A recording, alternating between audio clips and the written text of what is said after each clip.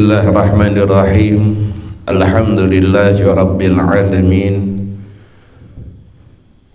Alhamdulillahilladzi jama'a alaina fi hadal masjidil mubarak bi qudratihi wa inayatihi wa la hawla wa la quwwata illa billahil aliyyil azim. Asyhadu an la ilaha illallah wahdahu la syarika lah wa asyhadu anna Muhammadan abduhu wa rasuluhu allazi la nabiyya ba'dah. Allahumma salli ala sayyidina Muhammad wa ala ali sayyidina Muhammad.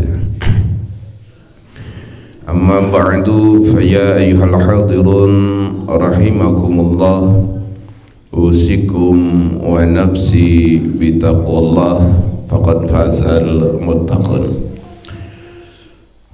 Alhamdulillah, segala puji marilah kita panjatkan kehadirat Allah Subhanahu wa ta'ala yang senantiasa mencurahkan rahmat dan nikmatnya kepada kita, dari mulai nikmat yang paling kecil sampai nikmat yang paling besar.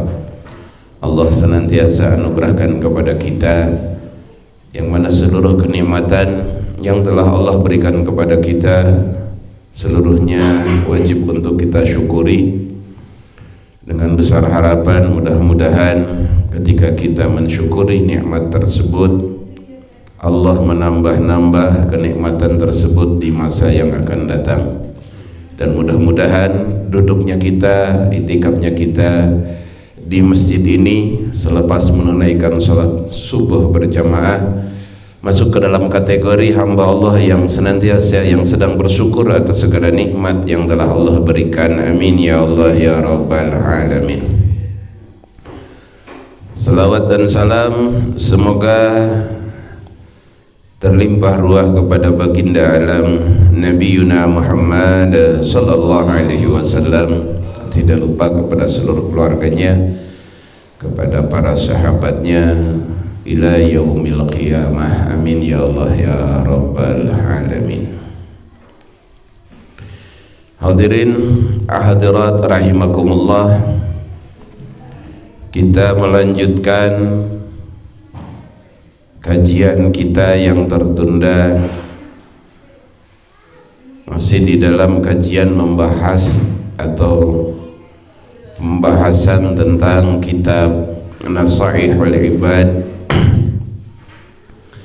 yang mana pada kesempatan ini masuk ke dalam makalah yang ke 18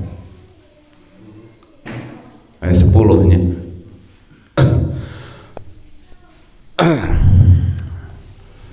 Wal maqalah, dan adapun makalah yang selanjutnya, al-asyarah yang ke-10, an ba'dil hukama, diterima dari sebagian ahli hikmah. Ini sudah pernah dibahas ketika di dalam kitab atau di dalam satu kajian, terus ada bahasa ba'dul hukama, atau dengan istilah kita ahli hikmah. Maka ahli hikmah ini bukanlah ahli hikmah yang maknanya umum dikenal oleh sebagian umat Islam di masa sekarang. Karena ahli hikmah yang dikenal oleh sebagian umat Islam di masa sekarang disebut ahli hikmah teh nu kumaha? Bisa ngalandongan, bisa ngaramal, menarik pusaka, bisa melet gitu.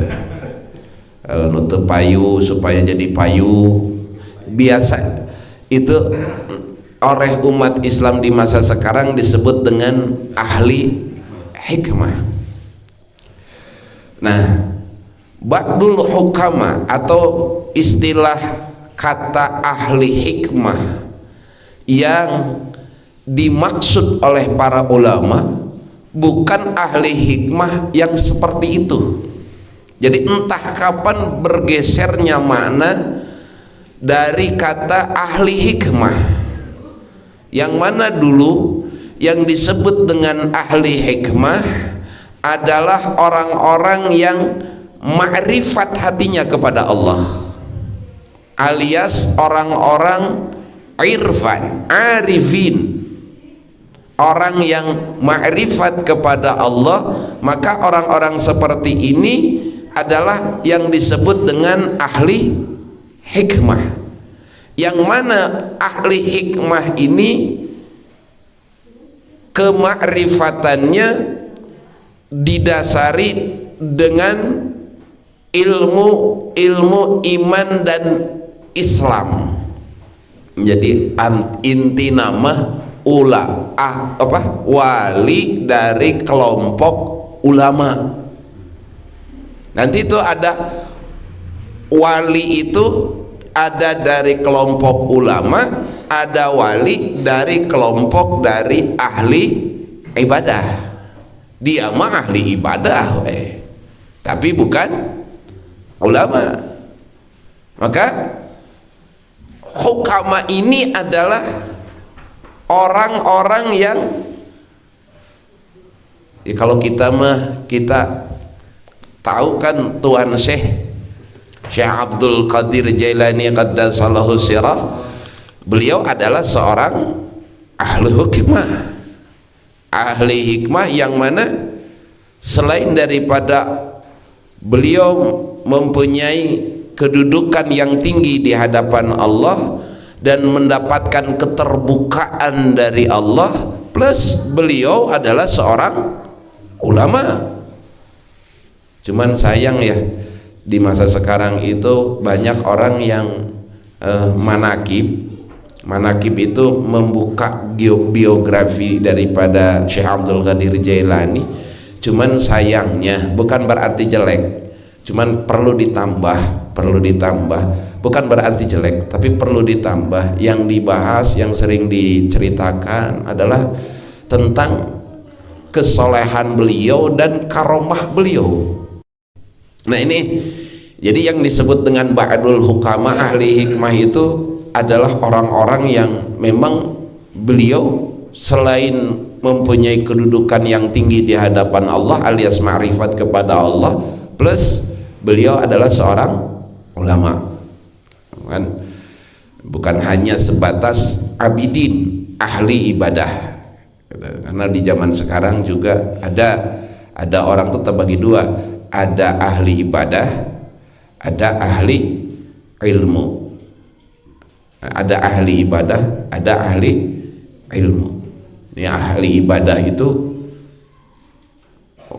ya sholatnya getol, tilawahnya getol, saum Senin Kemisnya tidak pernah lewat, duha tahajudnya gak pernah lewat. Itu ahli ibadah. Tapi ada ahli ilmu, tahajud jarang-jarang, Senin Kemis jarang-jarang, tapi dihabiskan waktunya untuk ilmu Allah, dihabiskan waktunya untuk mengajarkan ilmu Allah, dihabiskan waktunya untuk menyebarkan, mentablikkan, mensyiarkan ilmunya Allah. Maka ini yang disebut dengan ulama. Dalam satu hadis dalam satu keterangan dikatakan mautul alim ahwanu min mauti alfi abidin. Satu orang ahli ilmu meninggal itu lebih berat daripada meninggal 1000 orang ahli ibadah. Karena orang ahli ibadah kemanfaatannya hanya untuk sendiri-sendiri, untuk sendiri, nggak peduli kepada orang lain penting sendirina soleh. Tapi ahli ilmu, ulama, selain daripada mendidik dirinya untuk menjadi soleh, dia pun mengajak orang untuk menjadi orang soleh. Sehingga ada tuh keterangan disebutkan khairun nas anfa'uhum linnas, sebaik-baiknya manusia adalah yang bermanfaat bagi orang lain. Nah, nih ba'dul hukama ini adalah orang yang memang selain daripada dirinya soleh dan dekat dengan Allah, plus dalam sisi keilmuannya pun sudah tidak diragukan lagi. Atba'ul qulub, ya ini ba'dul hukama ini artinya adalah orang-orang yang menjadi dokternya hati, sultanul qulub. Ini orang-orang seperti ini tuh ketika duduk berbarengan biasanya hati teh jojol inget tuh ke Allah. Kan bawaannya tuh beda-beda orang tuh ya. Ada yang begitu deket teh inget nanti karena duit tuh mending si eta mah. Aya orang tuh bawanya kalau deket teh pengennya teh main bola weh jeung si eta mah gitu. Ada yang disebut dengan ahlu hukmah mah disebut lagi atbaul qulub. Ketika dekat dengannya hati teh merasa tenang, nyaman. Hati itu mengingat, selalu ingin mengingat Allah. Apa yang disebutkan oleh apa yang dikatakan oleh sebagian daripada ahli hikmah, salah satu asya'a tafrihul ghasas, ada 3 perkara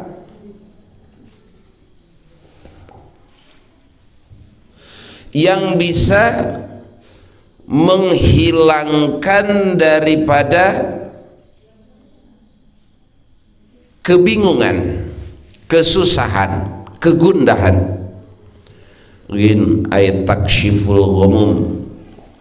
Ada 3 perkara yang bisa menghilangkan kegalauan. Ini ba'dul hukama.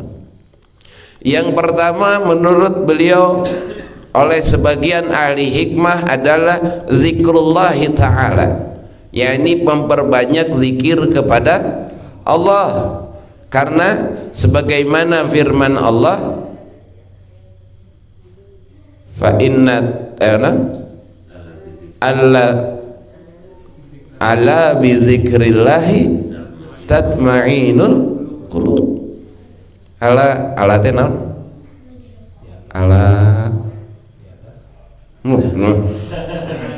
Ala eta mah harful jar.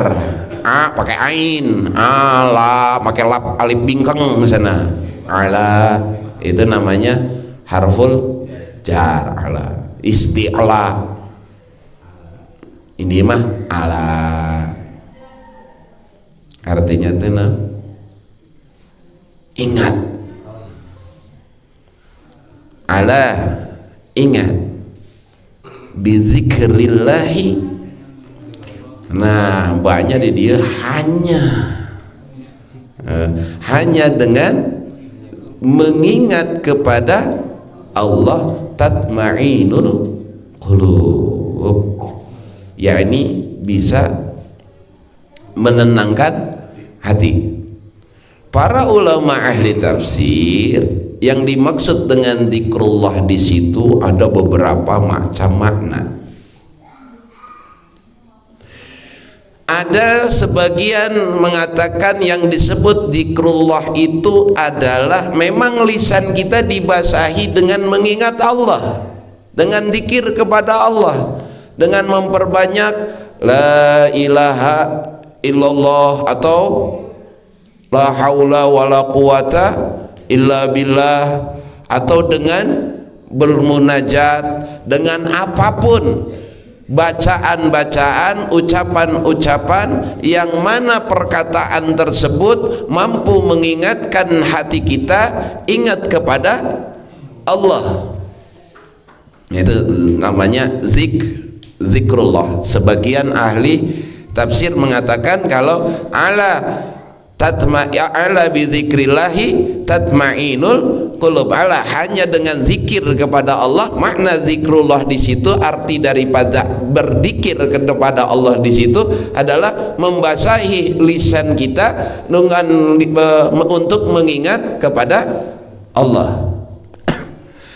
Sebagian ulama ahli tafsir pun mengatakan kalau makna daripada zikrullah di situ adalah kumpul dengan orang-orang soleh. Sebagaimana kita ketahui ada yang disebut apa? Tombok hati, obat hati. Yang pertama adalah baca Quran dan maknanya. Yang kedua, lamun dinyanyikan apa, lamun tidak dinyanyikan tak apa. Jadi ingat, ada 5 perkaranya. Yang pertama baca Quran dan maknanya. Yang kedua salat malam. Dirikanlah. Yang ketiga berkumpullah dengan orang-orang saleh. Syekh Sanhaji di dalam kitab Al-Jurumiyahnya beliau mengatakan, mengisyarahkan kepada kita melalui kaidah daripada i'rabnya. Ada satu kaidah di dalam kitab Jurumiyah, liraf'i arba'u alamatin, adzammatu wal wawu wal alifu wan nunu. Liraf'i arba'u alamatin, bagi i'rab rafa ada 4 cirinya. Yang pertama adzammah, yakni dengan dhammah. Wal alifu, yang kedua dengan alif. Kalau dhammah contohnya jaidun. Wal alifu, dan yang kedua dengan alif, contohnya jaidani. Yang ketiga dengan waw, contohnya muslimuna, zaiduna. Mau zaiduna namanya loba itu, muslimuna. Yang keempat dengan nun. Ayo kumaha? Pakai nun. Fiil pakai nun mah. Yansuru yan. Nah, yansuru yansurani yansuruna, tansuru tansurani yansurna. Tuh aya na asal katanya yansuru, yansuru yansurani yansuruna, ada nun tuh. Tansuru tansurani yansurna, tansuru tansurani tansuruna tansurina tansurani tansurna an nan. Nah itu kan pakai na ya, yansuru yansurani, nah itu kan pakai nun kan. Beliau mengisyarahkan kepada kita liraf'i, bagi i'rab rofa. Rofa itu artinya adalah di atas. Mengisyarahkan bagi siapapun yang menginginkan ketinggian derajat di hadapan Allah, menginginkan kedudukan yang tinggi di hadapan Allah, arba'u alamatin, maka cirinya ada 4. Yang pertama Allahmah. Apa itu Allahmah? Isarahnya adalah memperbanyak berkumpul dengan orang-orang soleh, memperbanyak berkumpul dengan para ulama, dengan ahli-ahli ilmu. Karena berkumpul dengan ulama, maka itu bisa menjadikan hati kita tenang. Bukan hati tenang walaupun gak punya uang,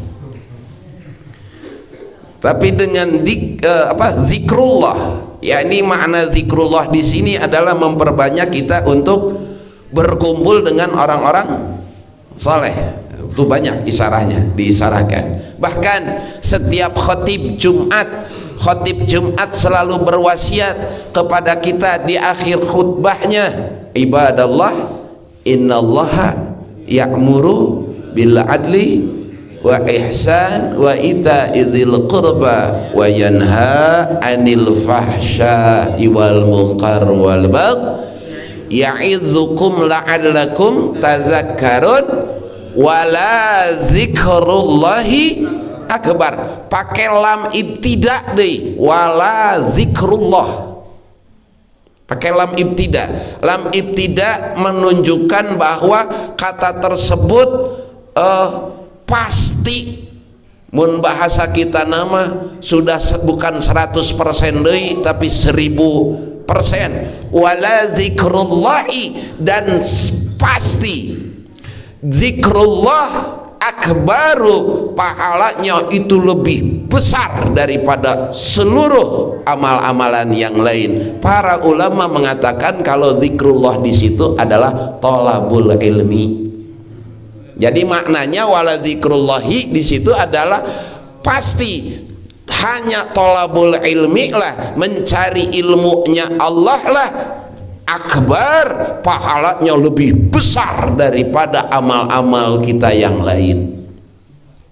Salat, ya, salat itu hukumnya wajib, bahkan menjadi patokan hukum menjadi patokan diterimanya ibadah-ibadah yang lain. Tapi sewajib-wajibnya salat 5 waktu, pahala derajat pahalanya itu di bawah daripada derajat pahalanya talabul ilmi.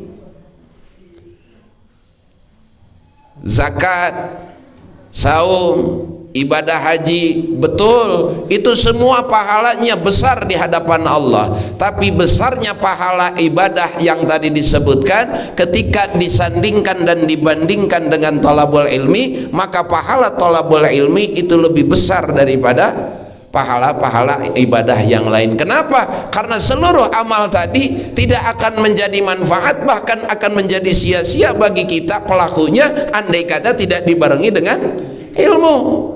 Salat kita yang dikerjakan begitu banyak akan sia-sia di hadapan Allah ketika tidak dibarengi dengan ilmunya. Saum kita akan menjadi sia-sia, zakat kita akan menjadi sia-sia, haji pun akan menjadi sia-sia. Tuh umroh, masya Allah ya, haji sekarang naik deui cenah 95,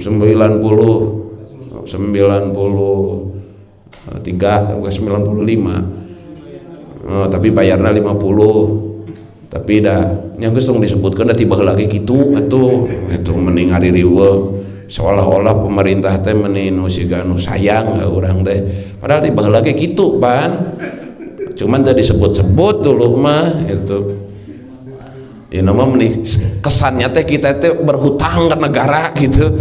Padahal memang dari dulu seperti itu. Jadi ya zakat karena itu haji.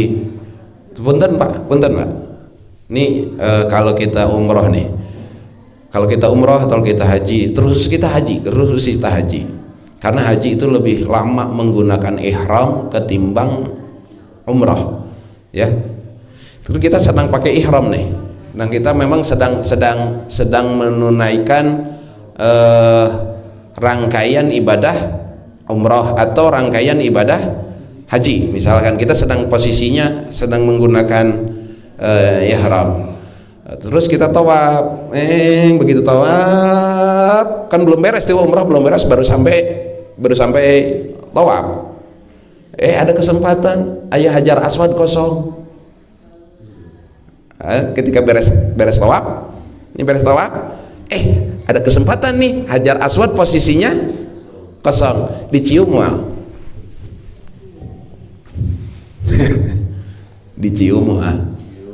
dicium. Ingat Hajar Aswad itu pakai minyak. Kalau dicium dalam posisi kita sedang ihram, ayo didam enggak? Kadang-kadang kita nggak sadar kita harus mengeluarkan dam. Karena apa? Sunnah mengecup Hajar Aswad. Akan kita sedang pakai ihram tidak boleh menggunakan minyak-minyakan. Hajar Aswad diminyak, Atau ketika kita sedang shawab ada hijir Ismail posisinya sedang kosong, terus kita megang ke hijir Ismail. Tahu kan hijir Ismail? Hijir Ismail itu no, di pinggir Ka'bah no aya kita ya. Siapa orang yang salat di hijir Ismail maka pahalanya sama dengan salat di dalam Ka'bah. Ketika ada kesempatan kita salat di hijir, ada waktu Ismail, ayang moal di hijir Ismail. Nah gitu. Kalau kita tidak ada ilmu, ada kesempatan Hajar Aswad atau ada kesempatan kita memegang Ka'bah misalkan bari tawaf da deket pisan jeung Ka'bah, terus kita teh badan teh digesek-gesek gitu. Lihat Ka'bah kalau lagi dicuci, habis dicuci dikumahakeun eta minyakan semua. Sedangkan kalau kita sedang ihram, salah satu paharaman ihram apa ya benar, paharaman ihram adalah tidak boleh menggunakan wangi-wangian, tidak boleh pakai minyak-minyakan. Insyaallah. Jadi bukan tidak boleh mengecupnya, tapi beresin dulu ihramnya, bukan rangkaiannya gitu. Terus kalau tawaf sunat ya silahkan, nggak apa-apa. Cuman sekarang katanya ada aturan baru, tawaf sunat pun tidak boleh pakai baju biasa. Kalau dulu mah tawaf sunat boleh pakai baju biasa, sekarang mah tawaf sunat pun harus pakai baju ihram, kecuali kalau di lantai atas itu masih boleh, kalau di bawah nggak boleh katanya. Nah itu, ini fungsinya daripada kita, sehingga di waktu yang bisa menenangkan hati adalah mengajak kita untuk mengingat kepada Allah, mengajak hati kita untuk mengingat terhadap apa yang harus kita lakukan dan mana yang harus kita tinggalkan. Maka punten Pak, Bu, ketika kita hadir ke majelis, begitu beres dari majelis itu ada sesuatu yang ada di dalam hati yang hanya bisa dirasakan tapi tidak bisa diungkapkan. Ada satu ketenangan yang tidak bisa diucapkan dengan lisan, tapi hanya bisa dirasakan oleh hati. Dan ketika seseorang hadir ke majelis terus mendapatkan itu, maka berbahagialah karena orang tersebut menjadi orang yang dipilih oleh Allah Subhanahu wa taala.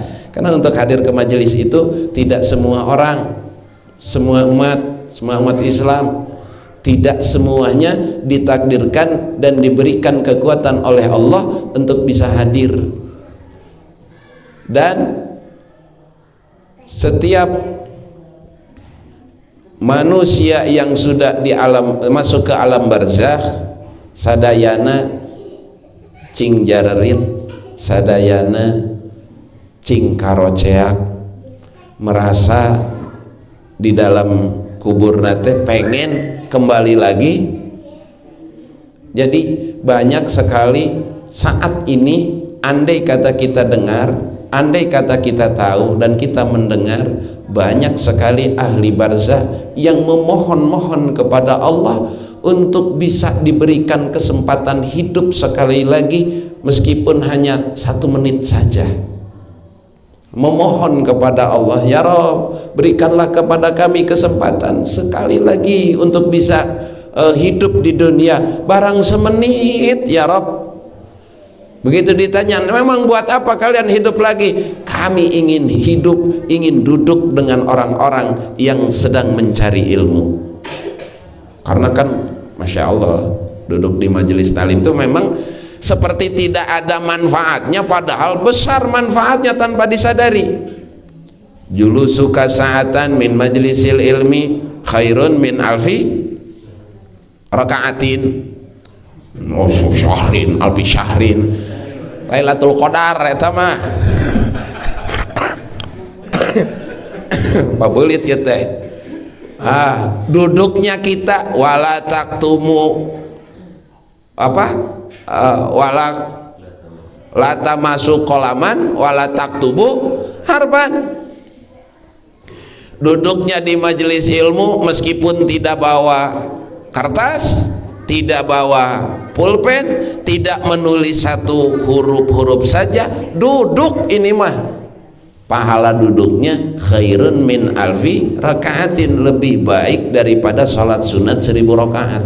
Saha nu pernah sholat 1000 rakaat di dia? Insyaallah boro-boro sholat 1000 rakaat, taraweh gene yang anu gancang nu rakaatna saeutik deh, geus masa eutik neangan nu gancang,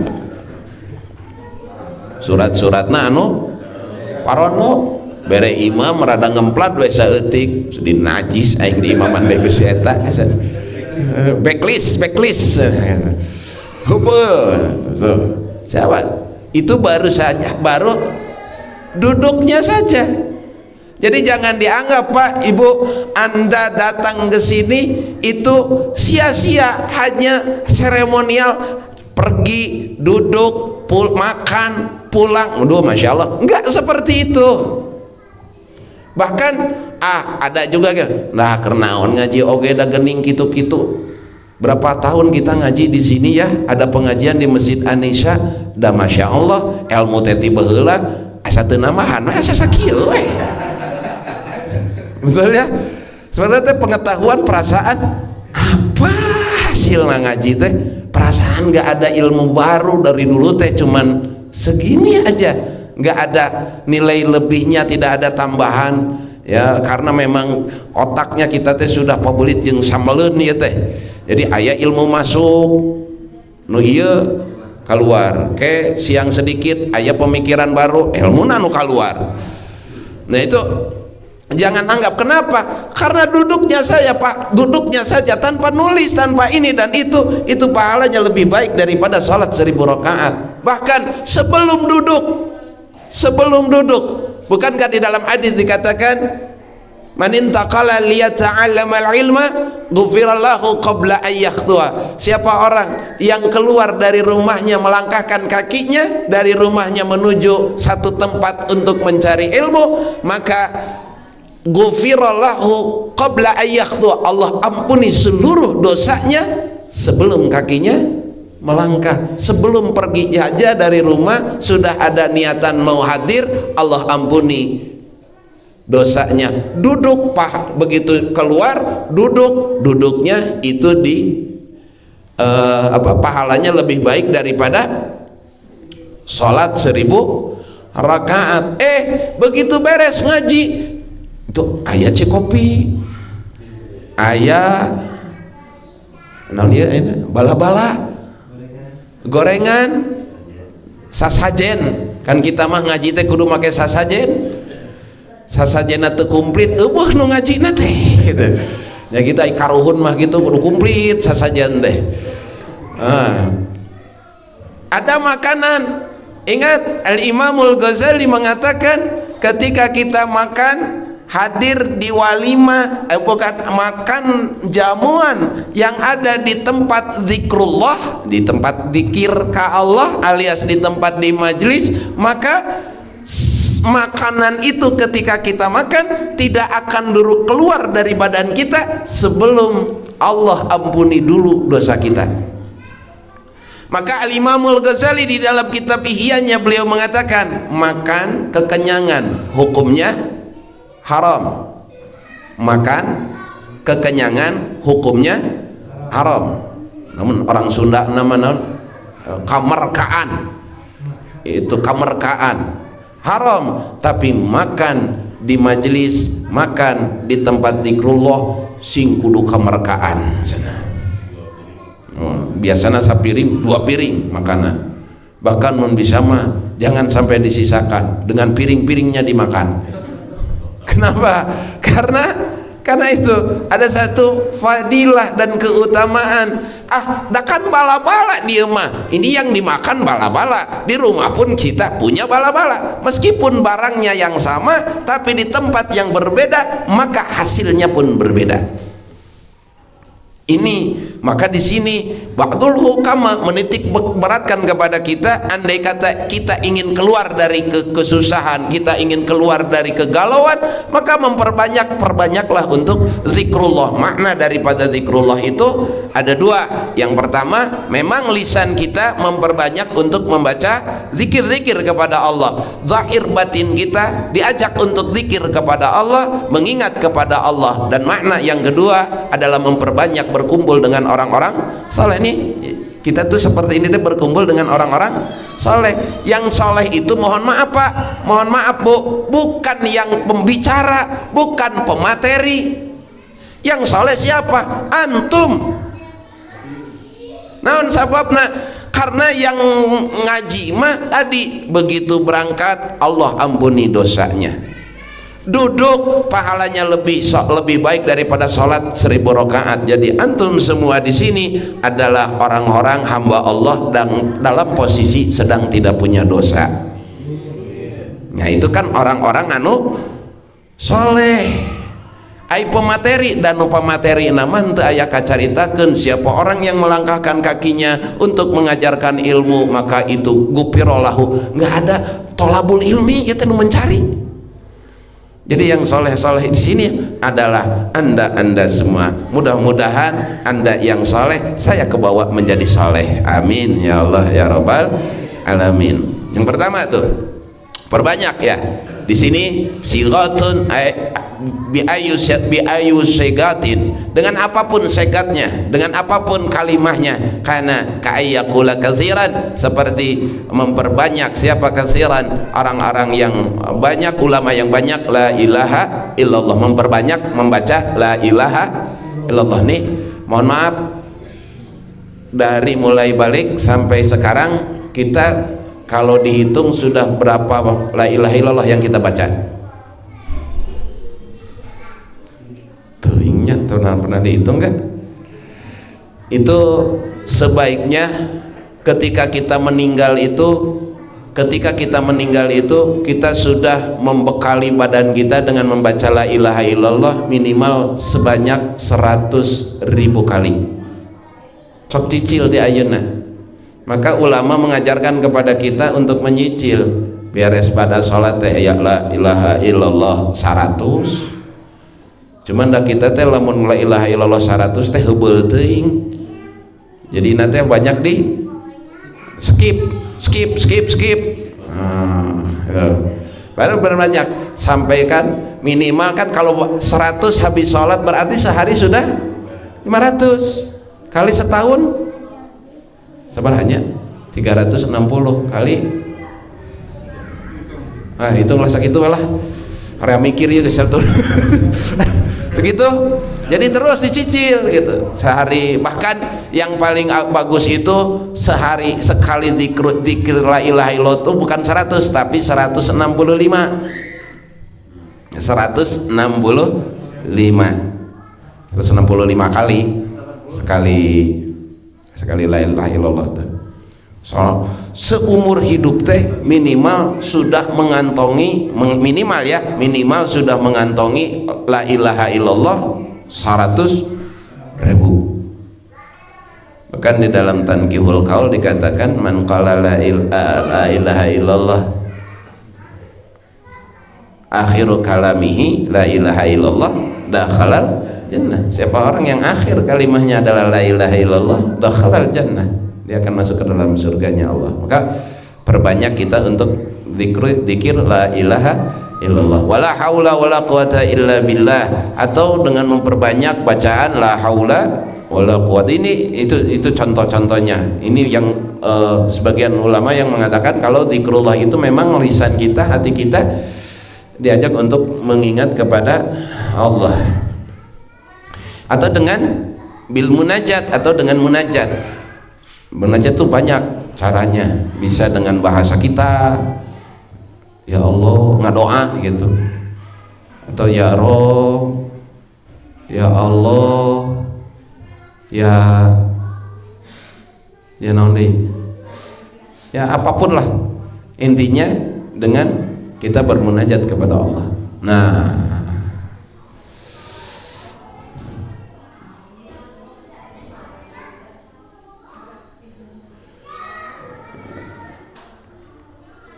Ini yang pertama. Yang kedua waliqai auliya'i minal ulama wassalihin. Dan yang kedua yang bisa mengobati hati kita, yang bisa mengeluarkan diri kita dari kegundahan, waliqai auliya'i, memperbanyak kita menjumpai para wali-walinya Allah.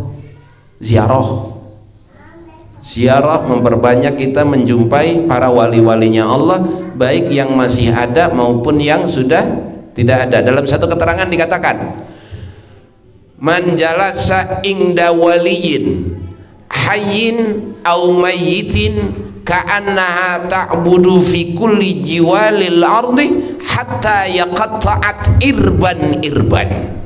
Siapa orang yang duduk di depan seorang wali hayyin au mayyitin, baik seorang wali tersebut masih hidup atau mayyitin, sudah meninggal, ka'anna ta'budu fi kulli jiwalir ard, maka duduknya di depan sang wali pahalanya lebih baik daripada salat di setiap jengkal tanah yang ada di muka bumi ini, hatta qata'at irban, sehingga badannya sampai hancur lebur.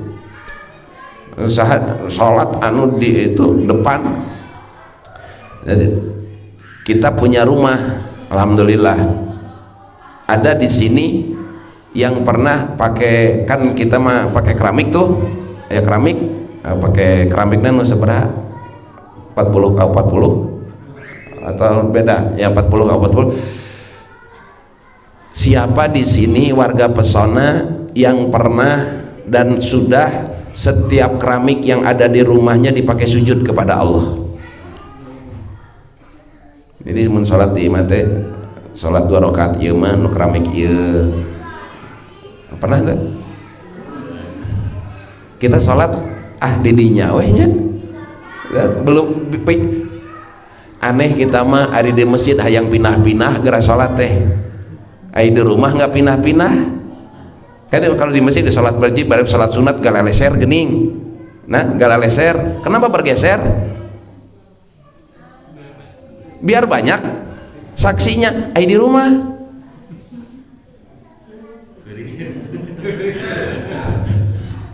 ya geser kan mana. Kiai Haji Ahmad Zakaria Rende atau yang disebut dengan Mama Rende mah sampaikan ka di luhur katel salatna teh, di luhur bukan kompor dulu mah, naon namanya teh, hawu dulu mah bukan kan. Jadi setiap sudut rumahnya sampai ke pelataran rumahnya gitu, pelataran rumahnya setiap tanahnya tadi dipakai salat. Untuk supaya apa? Supaya menjadi saksi dan kelak akan dimintai pertanggungjawaban. Itu bisa dijawab, aku berikan tanah kepadamu ketika hidup di alam dunia, aku berikan rumah kepadamu ketika hidup di alam dunia, kau pakai untuk apa? Untuk sujud ya Rob. Mana cirina? Eta sok dianggo masjid ngeningan hiji eta ubin anu dipake jadi saksina nu sesana aya ieu bagian rumahnya hanya di kamar saja, bagian rumah tamu, ruang tamunya pakai nonton Persib, ya Allah lebah dinya nama.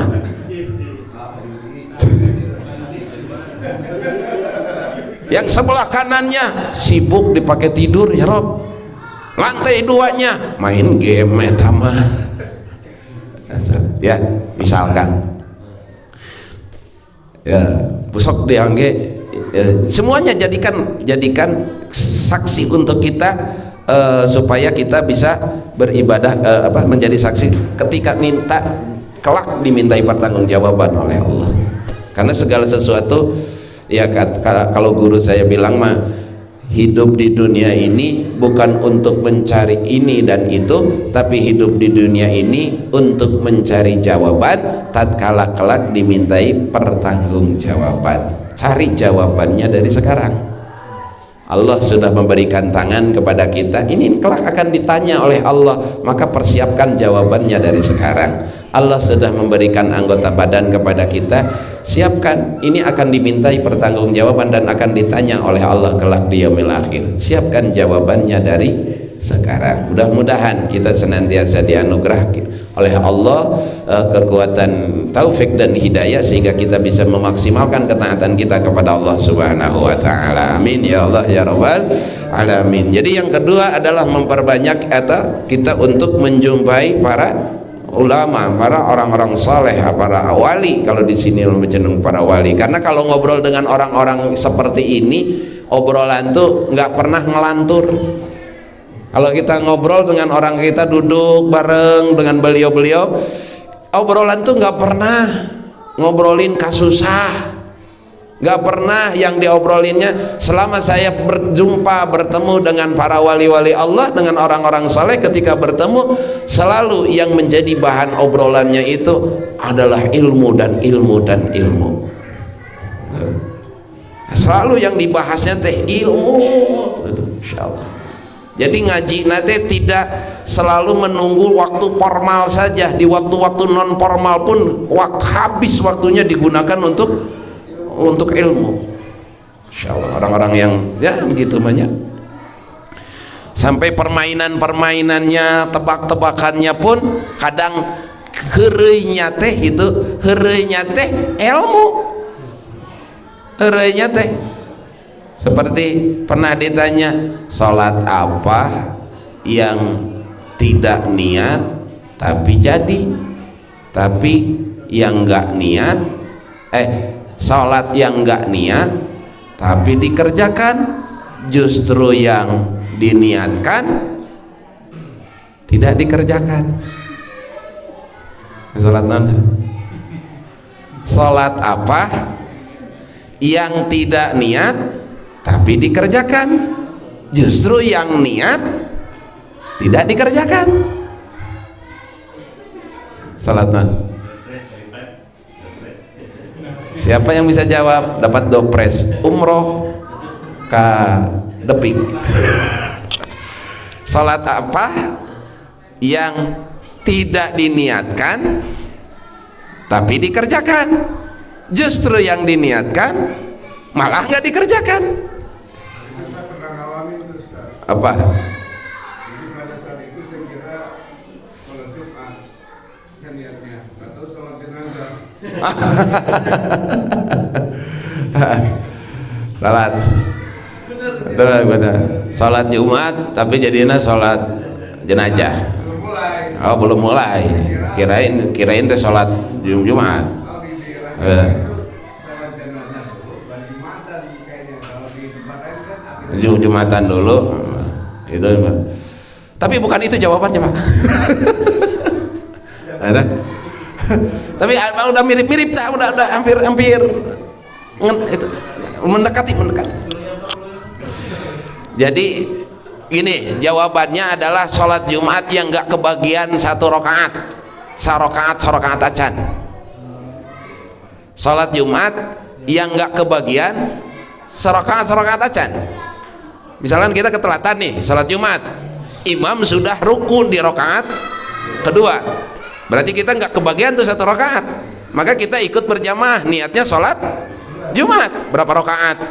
2 rakaat. Sholli fardhu Jumat rakaataini makmuman lillahi ta'ala, Allahu akbar, ikut wah ruku jeung imam tuh itidal sampai si imam assalamualaikum. Begitu imam assalamualaikum maka kita berdiri, salatnya jadi salat lohor.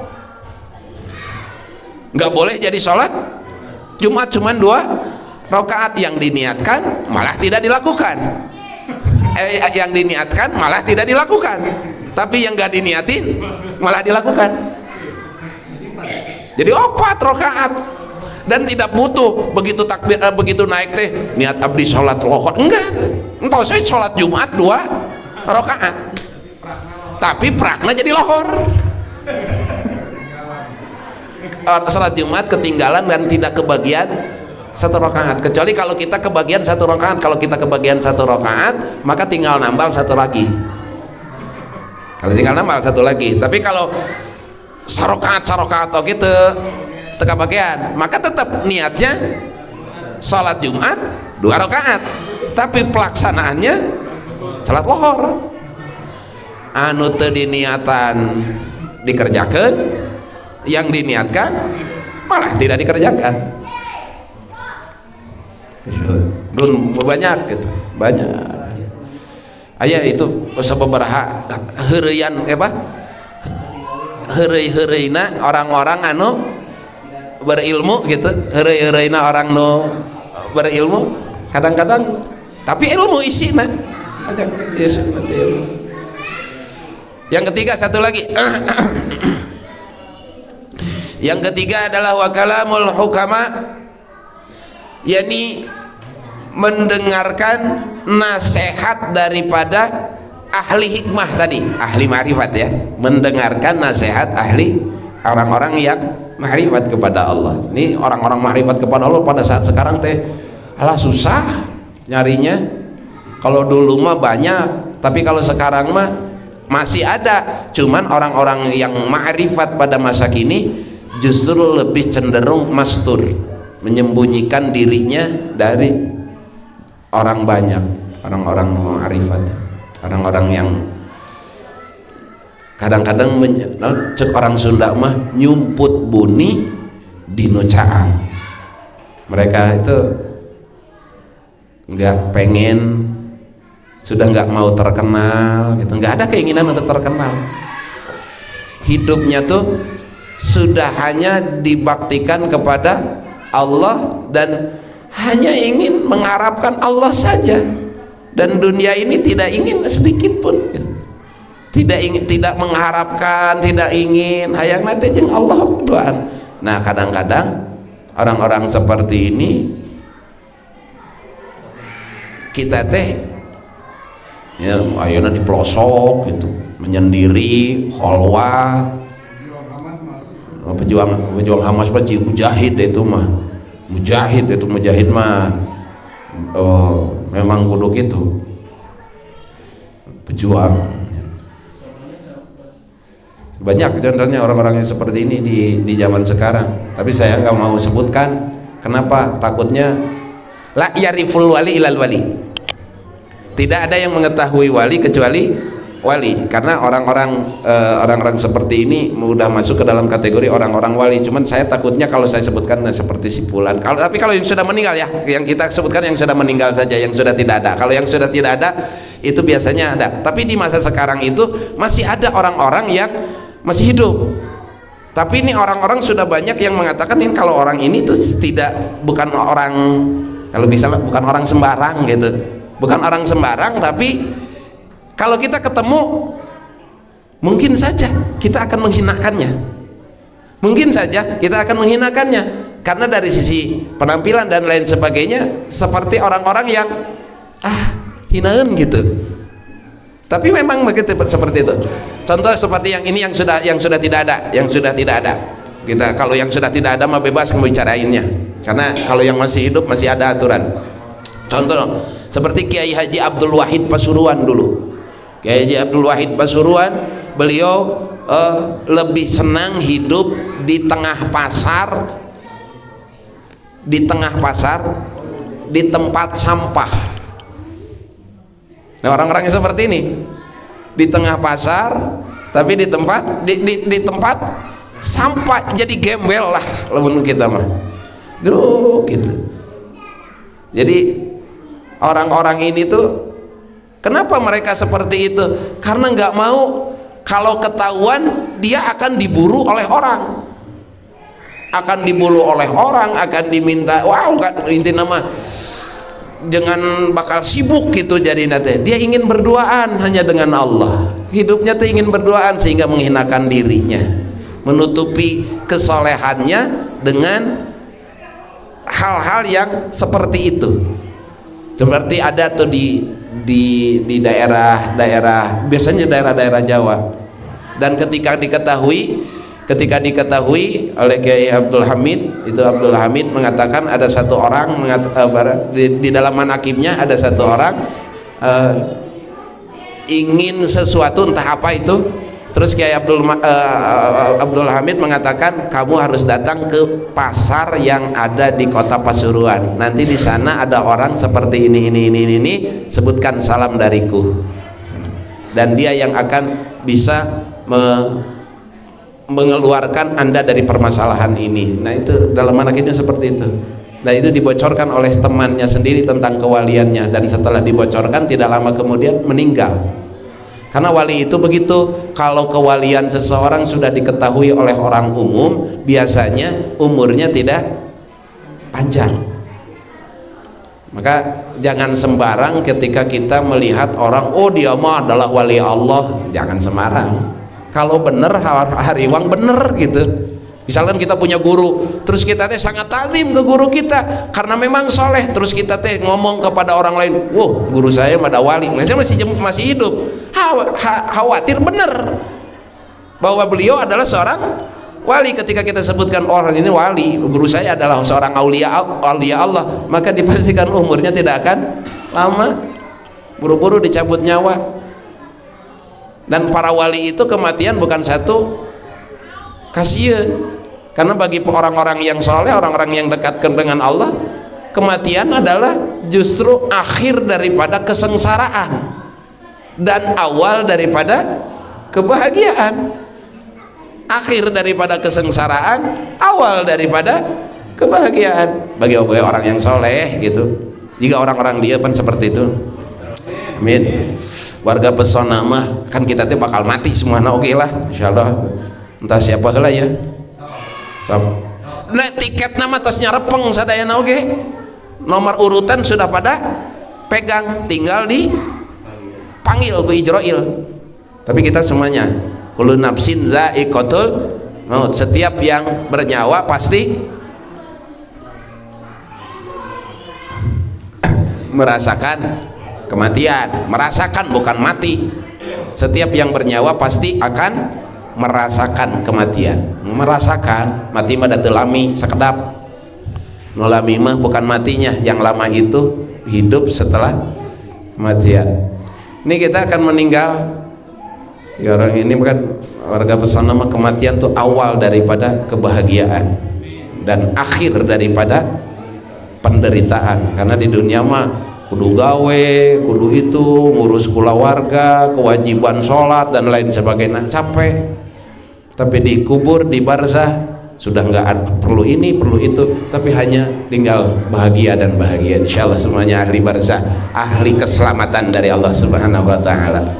Amin ya Allah ya rabbal alamin. Jadi waqalumul hukama, dengarkanlah orang-orang yang ahli hikmah, orang-orang yang ma'rifat kepada Allah, yang mempunyai kedudukan yang dekat dengan Allah. Tapi kalau memang ini yang ketiga itu sudah agak sulit di masa sekarang karena sangat jarangnya. Tapi kalau untuk yang nomor pertama dan yang kedua ini bisa, masih ada. Kita mendengarkan kalamnya ulama masih banyak. Nggak ada ulama, alim ulama ada. Alim ulama itu orang-orang yang membawa ilmunya ulama. Ya, kita mendekatkan dengan orang-orang seperti ini, atau perbanyak lisan kita untuk zikrullah gitu, hadir di majelis, ngumpul dengan orang-orang soleh, ngumpul dengan orang soleh kabawa soleh, ngumpul jeung tukang areng kabawa hideng, ngumpul dengan penjual parfum kabawa seungit, ngumpul dengan tukang lebu. Tukang lebu ayeuna mah, dulu mah ya tukang lebu aja, ayeuna mah bukan lebu tapi sunlik ayeuna mah sunlight, cuci piring. Ya ini adalah nasihat yang disampaikan oleh sebagian ahli hikmah dari makalah yang ke-10, melanjutkan daripada ba'dul salihin. Maka ayo kita isi kehidupan kita untuk lisan kita dibasahi dengan zikir kepada Allah, memperbanyak zikrullah, memperbanyak kita mengingat kepada Allah dengan bacaan apapun yang bisa mengingat kita dengan kepada Allah ya. Kalau orang kita mah zikrullah teh enggak selalu dengan menggunakan bahasa Arab. Kalau kita orang Sunda mah henteu kudu wae ya Allah subhanallah. Kita mah aya bahasa anu memang tidak ada di nalapat dzikir, tapi bisa mengingatkan kita kepada Allah. Contohnya siga naon, Gusti anu agung gitu. Duh pangeran abdi, teu aya di nalapat dzikir. Tapi ketika kita melafatkan itu, hati kita ingatnya kemana? kepada Allah. Salah tidak ketika kita mengucapkan duh Gusti? Salah tidak? Tidak. Yang dimaksud bukan hanya melafadzkan, yang dimaksud adalah mengingat kepada Allah. Ingat itu urusan hati, bukan urusan lisan. Maka Siti Rabi'ah Al-Adawiyah beliau mengatakan istighfaruna yahtaju ila istighfari akhar. Istighfar kita, zikir kita kudu diistighfaran. Kenapa? Karena zikir kita hanya lisan saja mengucapkan subhanallah, subhanallah, hanya lisan saja mengucapkan alhamdulillah, alhamdulillah, la haula, tapi hati tidak ada ingat kepada Allah, hanya sebatas di lisan. Namun ke Gusti nu agung biasanya mun kalau bakal susah eta teh biji lah. Gusti, tapi ingatnya kemana hati kita? Ke Allah. Yang dimaksud zikrullah adalah ingatnya, bukan urusan lisannya. Tapi kalau Bang bagus ya silahkan dengan subhanallah ingat kepada Allah gitu. Jadi jangan disalahkan. Tapi entah asal lebih jeror gitu maknanya Gusti gitu tah. Beda gitu kan hatena teh. Tapi ulah dijieun dikir Gusti Gusti Gusti Gusti. Nah, terus diranda. Ada saya nyebut pangeran lu Gusti pangeran abdi, kok pangeran ke bisi pabelit jeung pangeran di Penegoro teu apaleun alif lam li tarif manehanana teu ngaji alfiah dah. Lamun ngaji alfiah mah bakal nyaho kana alif lam naon ngaranna teh alif lam li tarif manana li ahli hudur. Makna alif lam li ahli hudur, suatu kata yang sama dalam tutur katanya tapi gak perlu disebutkan maknanya sudah pasti berbeda. Contohnya di kita ada kata pangeran, aya pangeran di Penegoro, aya pangeran Antasari, aya pangeran Gusti Allah. Ketika kita mengatakan duh Gusti pangeran abdi, kamana losna eta? Ka Allah, ka di Penegoro. Kalau apakah perlu dijelaskan itu kamu mengatakan pangeran, apakah pangerannya Allah atau nggak perlu dijelaskan? Hati umat Islam sudah connect. Itu namanya di dalam tata bahasa Arab alif lam li ahli dzikri. Seperti kata kalimah alhamdu, artinya apa? Di mana ya segala nah? Dah hamdu itu artinya puji, tapi kenapa artinya ketika dibaca alhamdu artinya jadi segala puji? Nah, di mana kata segalanya? Itu alif lam. Tidak usah apa segala bahasa Arabna. Kulul hamdi geus teu kudu disebutkeun. Cukup alhamdu, enggak perlu ada kulunya. Alhamdu sudah artinya segala puji. Mana maknanya? Alif lam eta ngarannya makna alif lam li ahli zikri, alif lam li ahli zikri. Banyaklah di kita mengatakan Gusti naon deui itu yang tidak, yang hanya cukup disebutkan tanpa perlu dijelaskan, tapi orang lain teh sudah tahu oh ini maksudnya ke sana gitu.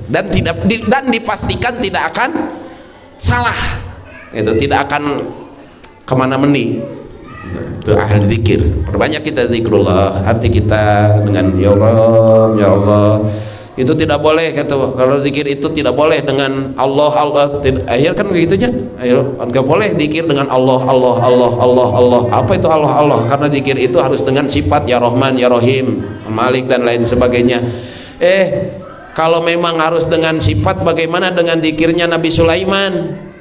Nabi Sulaiman sudah bukan dengan sifat, bukan dengan nama, tapi Nabi Sulaiman zikirnya la ilaha illa Nabi Sulaiman, Nabi Yunus la ilaha illa anta, pakai domir, nggak pakai la ilaha illallah, tapi la ilaha illa anta, tiada Tuhan selain engkau.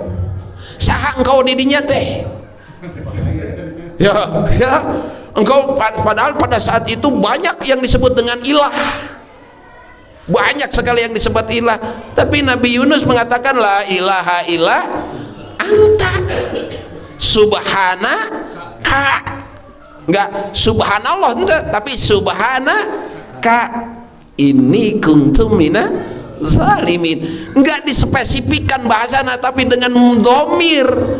Tapi maksud Nabi Yunus kemana arahnya enggak perlu dijelaskan.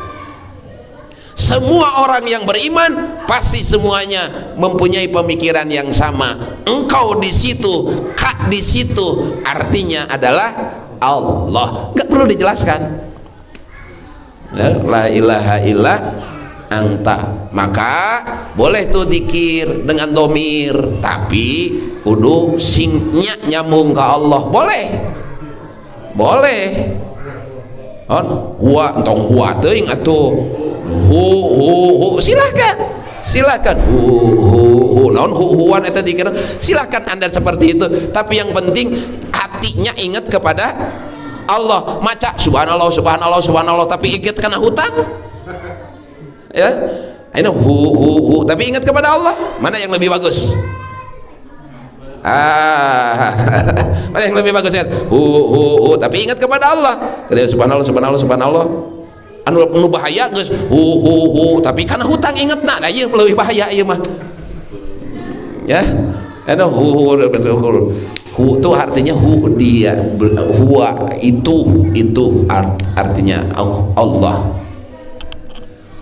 Qul huwa Allah kan, qul huwa di situ la ilaha illa hu Allah. Silakan, tapi kudu boga sanad ilmu menraki kituannya tong sok nyanyahoanan kreatif. Jangan kreatif lah jadi orang teh kudu, karena ketika terlalu kreatif malah jadi celaka.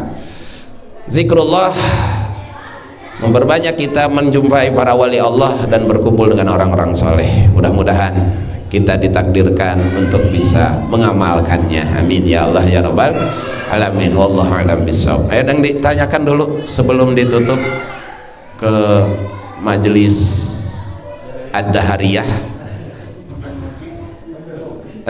Kan tidak ada ya Allah, suaranya sudah serak-serak basah begini ya.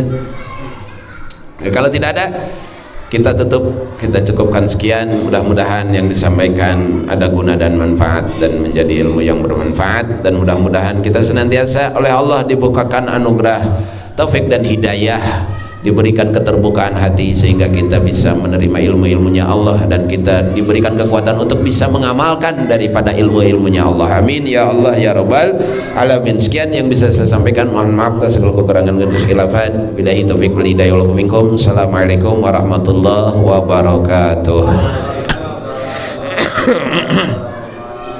Subhanakallahumma wa bihamdika asyhadu an la ilaha illa anta astaghfiruka wa atubu ilaik. Alhamdulillah sallallahu